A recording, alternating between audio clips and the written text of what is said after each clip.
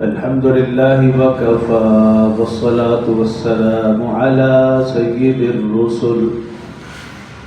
والصلاة والسلام على سيد الرسل وخاتم الأنبياء وعلى آله المجتبى وأصحابه الأتقياء ونشهد أن سيدنا وسندنا وحبيبنا وشفيعنا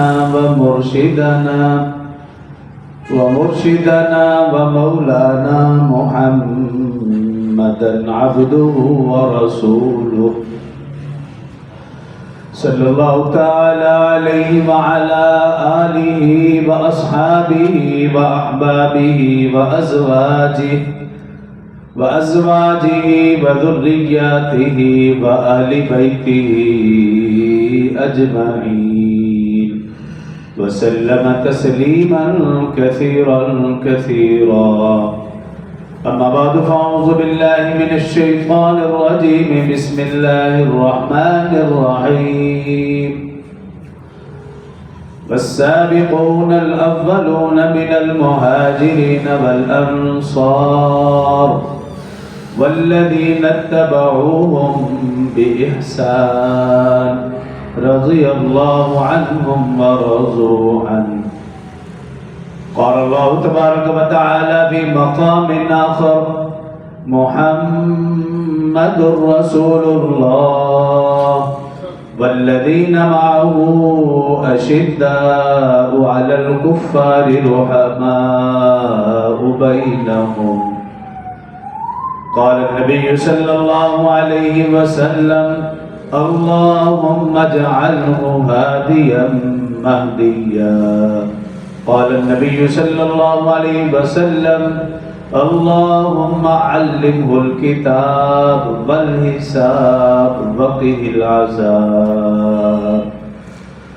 أو كما قال عليه الصلاة والسلام صدق الله العظيم وصدق رسوله النبي الكريم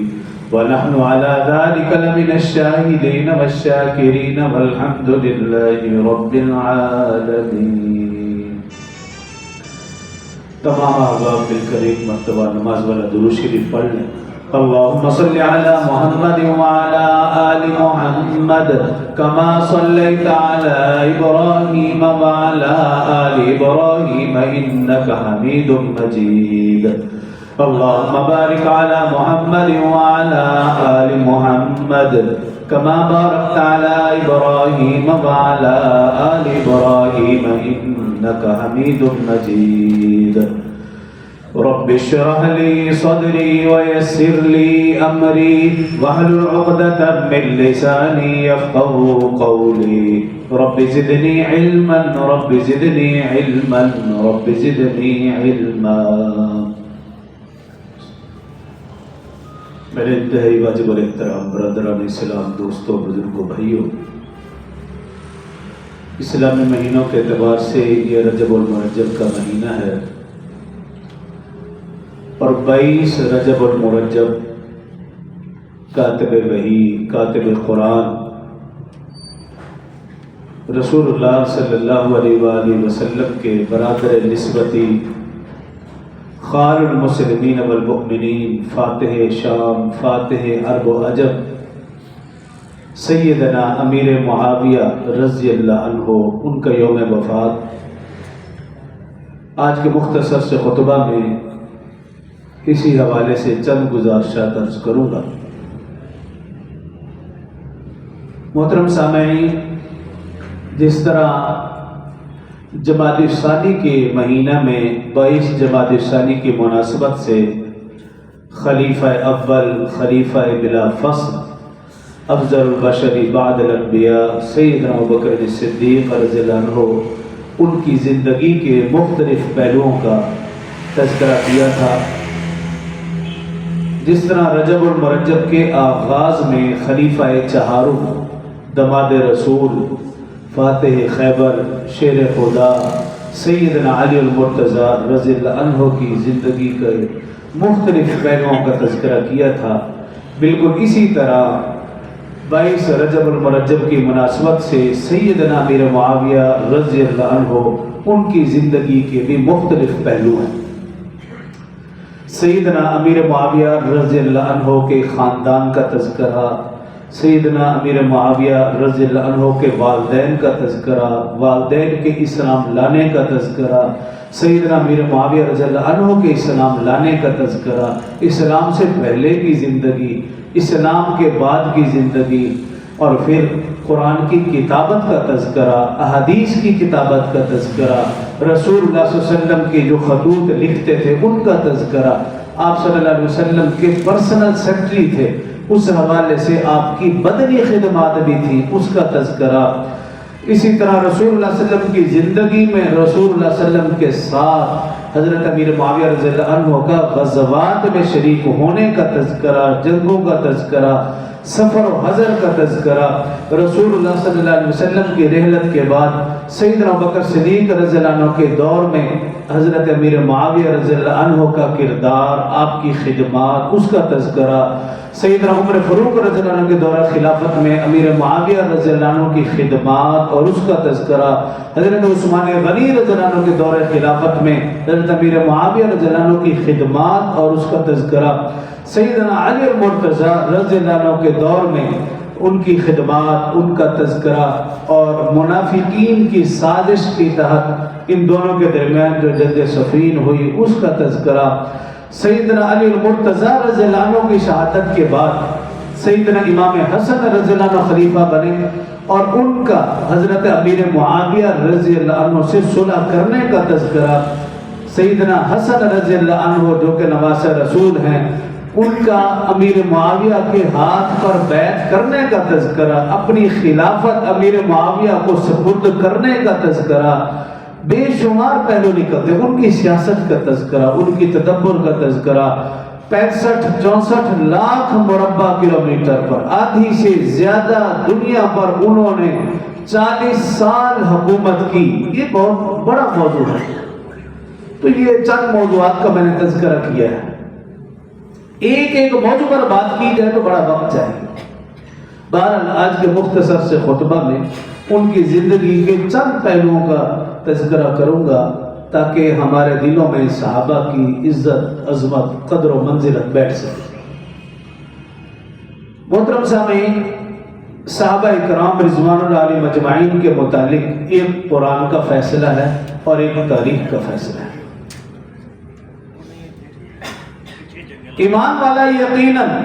قرآن کے فیصلے کو ترجیح دے گا اور بے ایمان یقیناً تاریخ کے فیصلے کو ترجیح دے گا۔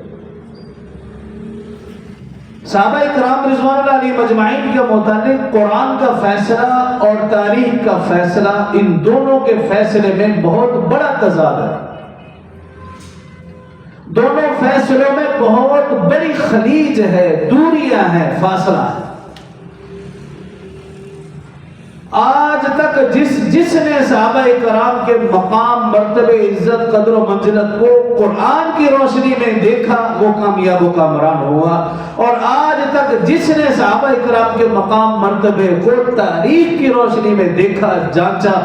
وہ دنیا میں بھی ناکام اور آخرت میں بھی وہ ناکام ہو۔ اور اس کو آسان لفظوں میں یوں سمجھ لیجیے، صحابہ کرام رضوان اللہ علیہم اجمعین قرآنی شخصیات ہیں، تاریخی شخصیات نہیں ہیں۔ آسان سا فارمولہ یہ ہے، صحابہ کرام کو جانچنا ہو، پرکھنا ہو، ان کی قدر و منزلت کو دیکھنا ہو، ان کا مقام مرتبہ دیکھنا ہو، صرف قرآن سے یا آقا صلی اللہ علیہ وسلم کے فرمان سے۔ جس نے صحابہ کرام کی زندگی کو تاریخ سے دیکھا ہے، تاریخ سے پرکھا ہے، وہ 100% نہیں 101% گمراہ ہوگا۔ کیوں؟ صحابہ قرآنی شخصیات ہیں، تاریخی شخصیات نہیں ہیں۔ اب قرآن کا کیا فیصلہ ہے صحابہ کرام رضوان اللہ علیہم اجمعین کے متعلق؟ اللہ رب العزت نے 26واں پارہ سورۃ الفتح، جو قرآن جو خطبے میں نے آیت تلاوت کی ہے، سورہ فتح کی آخری آیت مبارکہ، محمد الرسول اللہ صلی اللہ علیہ وسلم، محمد صلی اللہ علیہ وسلم اللہ کے رسول ہیں، والذین معہ، اور جو ان کے ساتھی ہیں اشداء علی الکفار، وہ کافروں کے بارے میں انتہائی سخت ہیں، ہاں رحماء بینہم، آپس میں انتہائی رحم دل ہیں۔ یہ قرآن کا فیصلہ ہے کہ آپ صلی اللہ علیہ وسلم کے جو ساتھی ہیں ان کی اللہ نے جو خوبی بیان کی، کافروں کے بارے میں انتہائی سخت، اشداء علی الکفار، ہاں رحماء بینہم، آپس میں انتہائی رحم دل ہیں۔ یہ قرآن فیصلہ فرما رہا ہے کہ یہ صحابہ کی خوبی تھی کہ کافروں کے بارے میں سخت، آپس میں رحم دل، آپس میں پیار محبت، آپس میں شیر و شکر، آپس میں اتفاق و اتحاد۔ لیکن تاریخ جو بتاتی ہے، تاریخ نے سیدنا علی المرتضی رضی اللہ عنہ، سیدنا امیر معاویہ رضی اللہ عنہ کے درمیان بہت بڑی خلیج پیدا کی، بہت بڑی دوری ظاہر کی ہے، فاصلہ ظاہر کیا۔ تاریخ مورخین کی تاریخ بتاتی ہے، خاص طور پر روافض کی تاریخ بتاتی ہے، دونوں بزرگوں کے درمیان بہت بڑی خلیج تھی، فاصلہ تھا، دوری تھی، جوڑ کا، اتفاق و اتحاد کا دور دور تک امکان نظر نہیں۔ یہ تاریخ یہ بتاتی ہے۔ یہی وجہ ہے کہ ایک پکا سچا مسلمان، صحیح العقیدہ مسلمان، جب اس نے تاریخ کو پڑھا وہ یہ سوچنے پر مجبور ہو گیا کہ شاید سیدنا معاویہ رضی اللہ عنہ سیدنا علی المرتضی رضی اللہ عنہ کے حریف تھے، شاید سیدنا معاویہ رضی اللہ عنہ سیدنا علی المرتضی رضی اللہ عنہ کے مقابل تھے، شاید سیدنا معاویہ رضی اللہ عنہ سیدنا علی المرتضی رضی اللہ عنہ کی خلافت کے منکر تھے، شاید سیدنا معاویہ رضی اللہ عنہ سیدنا علی المرتضی رضی اللہ عنہ سے خلافت چھیننا چاہتے تھے۔ تاریخ یہ ظاہر کرتی ہے، لیکن قرآن و حدیث کا فیصلہ اس کے بالکل برعکس ہے۔ قرآن و حدیث کا فیصلہ یہ ہے، صحابہ یہ رسول اللہ صلی اللہ علیہ وسلم کے براہ راست شاگرد تھے، رسول اللہ صلی اللہ علیہ وسلم کی براہ راست ان کے اوپر محنت تھی، رسول اللہ صلی اللہ علیہ وسلم نے ان میں محبت پیدا کی ہے، نفرت پیدا نہیں کی، جوڑ پیدا کیا ہے، توڑ پیدا نہیں کیا۔ اب ایک قرآن کا فیصلہ ہے اور ایک تاریخ کا فیصلہ ہے، اب دونوں فیصلے آپ کے اختیار میں۔ اب قرآن کے فیصلے کو مانیں یا تاریخ کے فیصلے کو مانیں۔ اور میں نے کیا کہا، جس نے قرآن کے فیصلے کو مانا اور قیامت تک مانتا رہے گا وہ دنیا اور آخرت میں کامیاب ہوگا، اور جس نے صحابہ کرام کے متعلق تاریخ کے فیصلے کو مانا اس کے دل میں صحابہ کی نفرت پیدا ہوگی، صحابہ کرام کے بارے میں بغض پیدا ہوگا، تو اس سے صحابہ کو ذرہ بھی فرق نہیں پڑا، اس کا اپنا ایمان گیا۔ تو قرآن کا فیصلہ اور احادیث کا فیصلہ، تاریخ کا فیصلہ، یہ دونوں چیزیں سامنے۔ امام اہل سنت حضرت مولانا سید نور الحسن شاہ بخاری رحمت اللہ تعالی علیہ مقام صحابہ کے اوپر لکھتے ہوئے لکھتے ہیں کہ قیامت کے دن میری اور آپ کی نجات کا دار و مدار اعمال پر ہوگا۔ قیامت کے دن میری اور آپ کی نجات کا دار و مدار اعمال پر ہوگا۔ ہم میں اور صحابہ میں سب سے بڑا فرق کیا ہے کہ میری اور آپ کی نجات کا دار و مدار اعمال پر ہوگا، صحابہ کرام رضوان اللہ علیہ مجمعین کی نجات کا دار و مدار آقا صلی اللہ علیہ وسلم سے نسبت، آقا صلی اللہ علیہ وسلم سے تعلق اور آقا صلی اللہ علیہ وسلم سے دوستی کی بنیاد پر ہوگا۔ یہ ہم میں اور صحابہ کے نام اعمال میں فرق ہے کہ میری اور آپ کی نجات ہوگی اعمال کے اوپر، صحابہ کرام کی نجات ہوگی آقا صلی اللہ علیہ وسلم سے نسبت، تعلق اور دوستی کی بنیاد پر۔ اور پھر آپ دیکھیے قرآن پاک میں اللہ رب العزت نے جا بجا صحابہ کرام کی خوبیاں بیان کی ہیں، لیکن صحابہ کرام کی سب سے بڑی خوبی قرآن میں اللہ نے فرمایا، جو خطبے میں نے آیت پڑھی ہے، والسابقون الاولون من المہاجرین والانصار، اللہ فرما رہے ہیں والسابقون، جنہوں نے اسلام کے لیے سبقت کی، والاولون، جنہوں نے اسلام میں پہل کی، من المہاجرین، جنہوں نے اسلام کے لیے ہجرت کی، والانصار، اسلام کے لیے نصرت کی۔ والذین اتبعوہم بإحسان، ایک تو یہ لوگ جنہوں نے اسلام کے لیے سبقت کی، پہل کی، ہجرت کی، نصرت کی، اور پھر کیا فرمایا والذین اتبعوہم بإحسان، 11ویں سپارے میں آیت مبارکہ موجود ہے، اور وہ لوگ جنہوں نے ان کی اتباع کی احسان نیکی میں، تو اللہ نے پھر آگے کیا فرمایا رضی اللہ عنہ ورضوا عنہ، یہ صحابہ کی سب سے بڑی خوبی ہے، اللہ نے صحابہ کرام کے لیے بھی سرٹیفکیٹ جاری کر دیا اپنی رضا کا، اور جو صحابہ کی اتباع کرے، نہ یہاں قرآن کا تذکرہ ہے نہ حدیث کا تذکرہ ہے، یہ آیت مبارکہ ہے، میں اپنی طرف سے کچھ کہنا بھی نہیں چاہتا، واضح واضح اللہ نے فرما دیا والسابقون الاولون من المہاجرین والانصار، جنہوں نے اسلام کے لیے سبقت کی، پہل کی، ہجرت کی، نصرت کی، اللہ ان سے بھی راضی، والذین اتبعوہم بإحسان، اور جنہوں نے نیکی میں ان کی پیروی کی، اللہ آگے فرما رہے ہیں رضی اللہ عنہ ورضوا عنہ، اللہ نے صحابہ کرام کی سب سے بڑی خوبی کیا بیان فرمائی، انہیں رضا کا سرٹیفکیٹ عطا فرمایا، اور ان کو ان کی زندگی میں عطا فرمایا، یہ سب سے بڑی خوبی ہے، اور پھر ایک دو کے لیے نہیں، صرف ابوبکر رضی اللہ عنہ کے لیے نہیں، خلفائے اربعہ کے لیے نہیں، عشرہ مبشرہ کے لیے نہیں، بدری صحابہ کے لیے نہیں، احد اور خندق کے صحابہ کے لیے نہیں، حدیبیہ والوں کے لیے نہیں، فتح مکہ 1,24,000 کم و بیش صحابہ اکرام رضوان اللہ علیہم اجمعین، سب کے لیے اللہ نے یہ رضا کا اعلان فرمایا، رضا کا سرٹیفکیٹ فرمایا، اس میں کسی کی بھی تخصیص نہیں اور کوئی مستثنیٰ بھی نہیں۔ جس طرح رضا کا سرٹیفکیٹ حضرت ابوبکر رضی اللہ عنہ کے لیے ہے، بالکل اسی طرح حضرت وحشی بن حرب رضی اللہ عنہ، جس نے حضرت حمزہ رضی اللہ عنہ کو شہید کیا تھا، حضرت ہندہ رضی اللہ عنہ جس نے حضرت حمزہ رضی اللہ عنہ کلیجہ نکال کر چبایا تھا، جو رضا کا سرٹیفکیٹ ابوبکر کے لیے ہے وہی رضا کا سرٹیفکیٹ حضرت وحشی کے لیے بھی، حضرت ہندہ کے لیے بھی ہے، وہی رضا کا سرٹیفکیٹ حضرت ابو سفیان رضی اللہ عنہ کے لیے بھی ہے، وہی رضا کا سرٹیفکیٹ حضرت معاویہ رضی اللہ عنہ کے لیے بھی ہے۔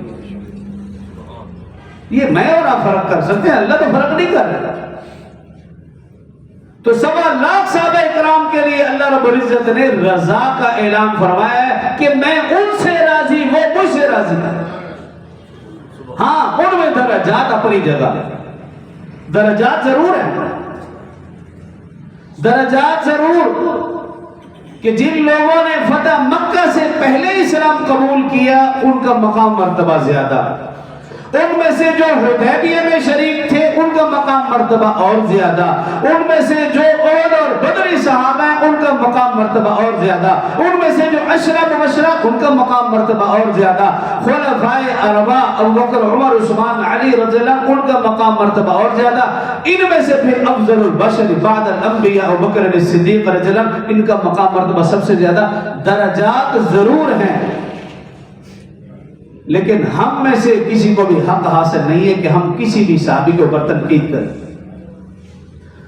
اب میرا اصل موضوع سیدنا امیر معاویہ رضی اللہ عنہ اور ان کے والد ماجد حضرت سیدنا ابو سفیان رضی اللہ عنہ، باپ بیٹا۔ اب یہ دونوں نہ تو حدیبیہ والے صحابہ میں شامل ہیں،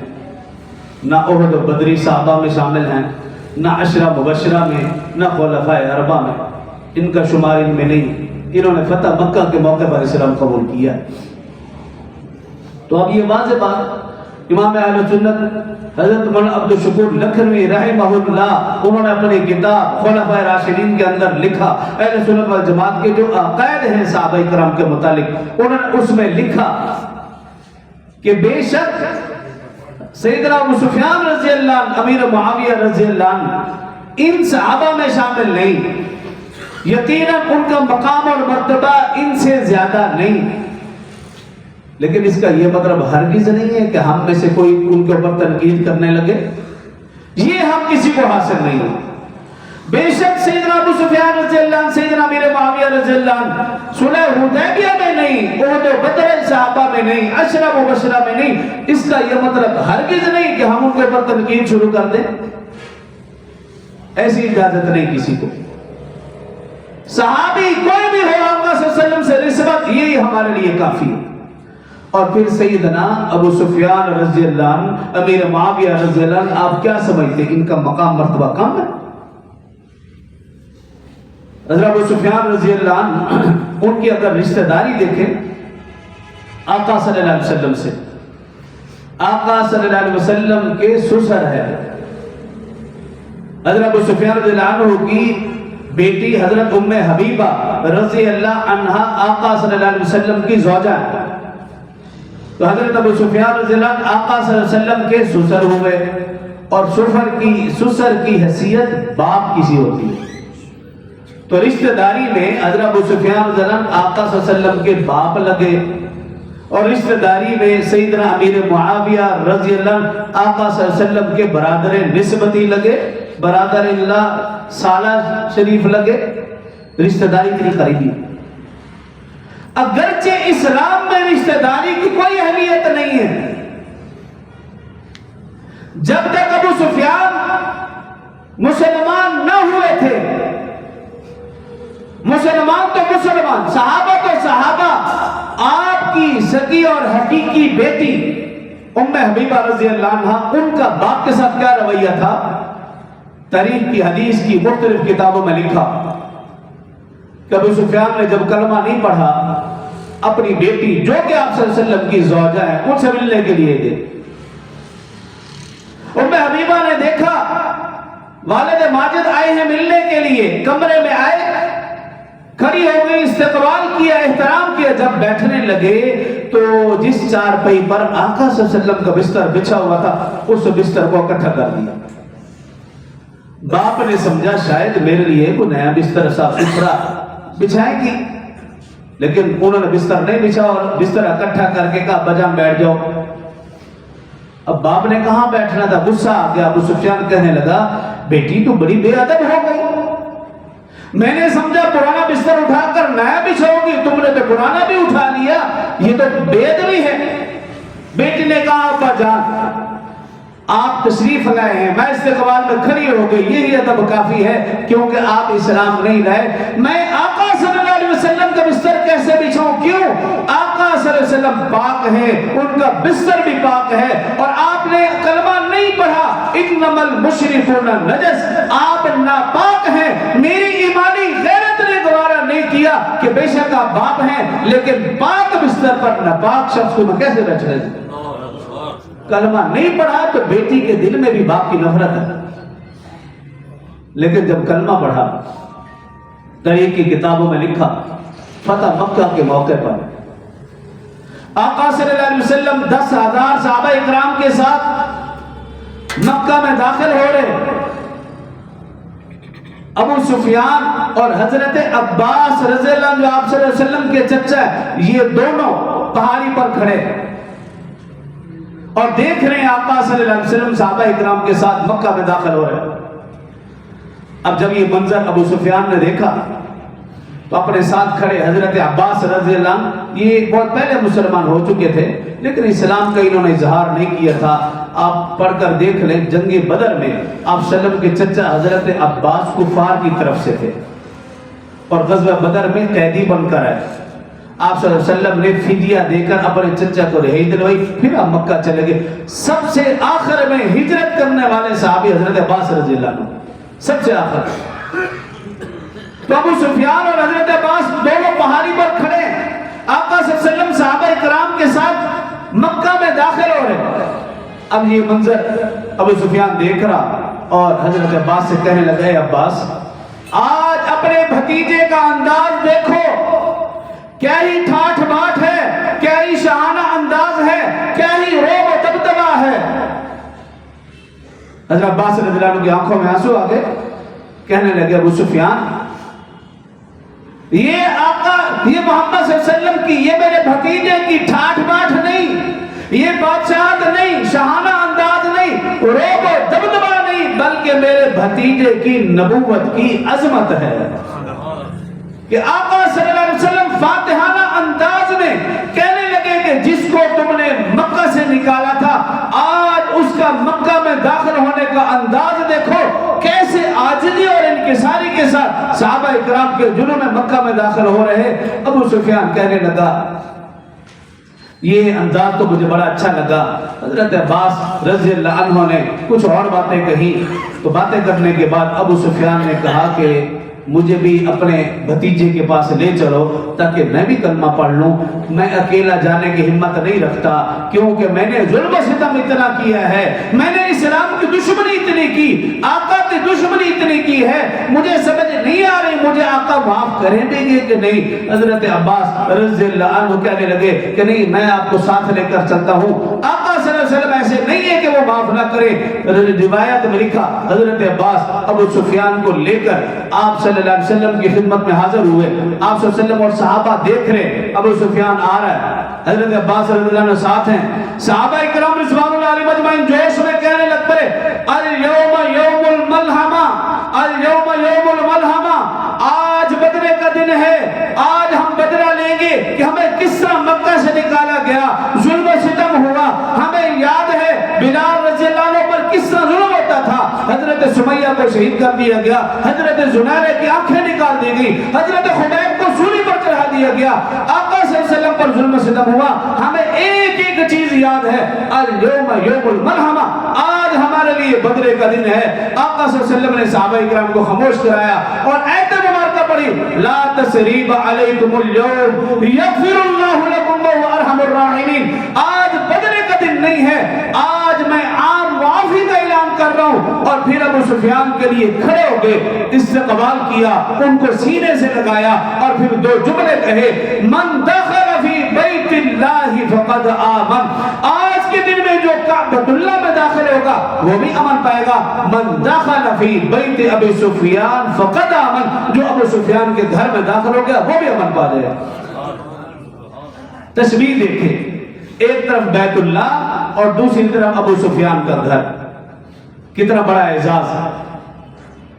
حضرت ابو سفیان رضی اللہ عنہ کلمہ پڑھا، مسلمان ہو گئے، عام معافی کا ان کے لیے اعلان ہو گیا۔ اسی طرح حضرت امیر معاویہ رضی اللہ عنہ کا متعلق آتا ہے، ملک صاحب موبائل دے دو، میں موبائل اپنا۔ حضرت امیر معاویہ رضی اللہ عنہ، ابو سفیان رضی اللہ عنہ نے کلمہ پڑھا تو تاریخ کی کتابوں میں لکھا، احادیث میں لکھا، آقا صلی اللہ علیہ وآلہ وسلم نے خود بلایا، آقا صلی اللہ علیہ وسلم نے خود کہا، الفاظ کیا ہیں، ادعو معاویہ۔ حضرت معاویہ رضی اللہ عنہ تشریف نہیں لائے تھے، ابو سفیان رضی اللہ عنہ نے کلمہ پڑھا، مسلمان ہو گئے، آقا صلی اللہ علیہ وسلم نے خود آواز لگائی، 10,000 صحابہ موجود ہیں، ابو سفیان کلمہ پڑھ چکے، آقا صلی اللہ علیہ وسلم آواز لگا رہے، ادعو معاویہ، ادعو معاویہ، معاویہ کو بلاؤ۔ حضرت معاویہ رضی اللہ عنہ تشریف لائے، آقا کے قدموں میں آقا صلی اللہ علیہ وسلم نے کلمہ پڑھایا، کلمہ پڑھانے کے بعد حضرت معاویہ کے لیے سب سے پہلا اور بڑا اعزاز کیا تھا، 10,000 صحابہ موجود ہیں، آقا صلی اللہ علیہ وسلم عمرہ کر چکے ہیں، حضرت امیر معاویہ رضی اللہ عنہ سے کہا کہ میں عمرہ کر چکا ہوں، میرے سر کے بال تم کاٹو اور میری مونچھیں بھی ٹھیک کرو۔ یہ آقا صلی اللہ علیہ وسلم نے حضرت امیر معاویہ رضی اللہ عنہ کو سب سے پہلے یوں نوازا۔ امیر معاویہ رضی اللہ عنہ قرآن لکھنے کی سعادت انہیں حاصل ہوئی، امیر معاویہ رضی اللہ عنہ احادیث لکھنے کی سعادت انہیں حاصل ہوئی۔ اسلام لانے کے بعد آقا صلی اللہ علیہ وسلم کے پرسنل سیکرٹری قرار پائے، قرآن حدیث تو لکھتے ہی تھے، قرآن لکھا، اللہ کے سب سے بڑے معتمد بن گئے، احادیث لکھی، رسول اللہ صلی اللہ علیہ وسلم کے سب سے بڑے معتمد، لیکن اس کے ساتھ ساتھ پڑھے لکھے شخص تھے، رسول اللہ صلی اللہ علیہ وسلم کے جتنے بھی خطوط تھے، پیغامات ہوتے تھے، وہ سارے کے سارے امیر معاویہ رضی اللہ عنہ کے سپرد تھے۔ اس کے ساتھ رسول اللہ صلی اللہ علیہ وسلم کی بدنی خدمات وہ بھی سیدنا امیر معاویہ رضی اللہ عنہ کے سپرد تھی۔ یہی وجہ ہے کہ تاریخ کی مختلف کتابوں میں لکھا، مختلف روایت میں لکھا، سیدنا امیر معاویہ رضی اللہ عنہ جب ان کا آخری وقت آیا، انہوں نے نصیحت وصیت کی میرے پاس آقا صلی اللہ علیہ وسلم کا کرتا موجود ہے، جب کفن دینے لگو کفن کے اندر آقا صلی اللہ علیہ وسلم کا کرتا بھی رکھ دینا، اور جب مجھے لٹا دو قبر میں میرے پاس آقا صلی اللہ علیہ وسلم کے بال مبارک ہیں، میرے پاس آقا صلی اللہ علیہ وسلم کے ناخن مبارک ہیں، یہ بال اور ناخن میری آنکھوں میں اور میرے چہرے پر رکھ دینا تاکہ ان کی برکت سے اللہ مجھ پر قبر کا عذاب دور کر دے۔ اور پھر آقا صلی اللہ علیہ وسلم نے ان کے لیے دعائیں کیا کی تھی؟ اللہم اجعلہ ہادیا مہدیا، اے اللہ تو امیر معاویہ کو ہدایت یافتہ بھی بنا اور ہدایت دینے والا بھی بنا۔ میرا اور آپ کا ایمان اور عقیدہ ہے آقا صلی اللہ علیہ وسلم کی زبان سے جو بات نکلی ہے وہ 101% سچی ہے، اس میں جھوٹ کا احتمال ہے ہی نہیں۔ پھر فرمایا اللہم علمہ الکتاب والحساب وقہ العذاب، اے اللہ تو امیر معاویہ کو کتاب کا قرآن کا علم دے، تو اس کو حساب کا میراث کا علم دے، وقہ العذاب اور تو اس کو قبر کے عذاب سے محفوظ فرما۔ یہ آقا صلی اللہ علیہ وسلم کی دعا ہے۔ بے شمار قرآنی آیات اور احادیث مبارکہ ایسی ہیں جس میں صحابہ کا مقام، حضرت امیر معاویہ رضی اللہ عنہ کا مقام مرتبہ ملتا ہے۔ لیکن افسوس یہ، شروع میں نے کہا کہ یاد رکھنے صحابہ قرآنی شخصیات ہیں، تاریخی شخصیات نہیں ہیں۔ آج تک اور قیامت تک جو صحابہ کو قرآن و حدیث سے پرکھے گا اس کے دل میں صحابہ کی عزت عظمت بڑھے گی، اور جو تاریخ کی روشنی میں صحابہ کرام کو دیکھے گا خدا کی قسم وہ 100% گمراہ ہوگا۔ کیوں؟ صحابہ قرآنی شخصیات ہیں، تاریخی شخصیات نہیں ہیں۔ اور اس لیے آپ دیکھیں گے اب 22 رجب آ رہا ہے، جن کے دلوں میں صحابہ کا بغض ہے، صحابہ کی نفرت ہے، آقا کا بغض ہے، آقا کی نفرت ہے، وہ 22 رجب کنڈوں کے نام پر رسم کرے۔ ایک مسلمان صحابی رسول کی وفات پر خوشی منائے تصور ہی نہیں ہے۔ کیوں؟ 22 رجب سیدنا امیر معاویہ رضی اللہ عنہ کا یوم وصال ہے، یوم وفات ہے۔ ہم سوچ نہیں سکتے ایک مسلمان اس دن شیرینی کھیرنی کنڈے بنا کر تقسیم کرے، لوگوں کو کھلائے، خوشی کا اظہار کرے۔ مسلمان ایسا ہرگز نہیں کر سکتے، اور بے ایمان یقیناً کرے۔ اب میں نے اور آپ نے کرنا کیا ہے؟ جو بھی رسم ہو میں نے اور آپ نے اس سے بچنا ہے، اپنے گھر والوں کو بھی بچانا ہے اور ان کو بھی آگاہ کرنا ہے، دوست احباب کو بھی آگاہ کرنا ہے۔ اور اگر سمجھتے ہیں کوئی ایسا آپ کے جاننے والا ہے جو اس بری رسم میں کفرانہ رسم میں مبتلا ہے، اچھے طریقے سے سمجھانے کی کوشش کریں۔ بے شک وہ امام جعفر صادق کا نام لیتا رہے کہ ان کا یوم وصال ہے یا ان کا یوم ولادت ہے، یوم پیدائش ہے، کچھ بھی کہیں، تاریخ کی مختلف معتبر کتابوں میں لکھا اس دن نہ تو امام جعفر صادق رحمہ اللہ کا یوم وصال ہے، نہ ہی ان کا یوم پیدائش ہے۔ ان کا یوم وصال یوم پیدائش اور ہے۔ یہ صرف اور صرف امیر معاویہ رضی اللہ عنہ کی وفات پر خوشی منانے کا ایک ڈھونگ رچایا گیا ہے۔ اللہ ہم سب کو سمجھنے اور عمل کی توفیق دے۔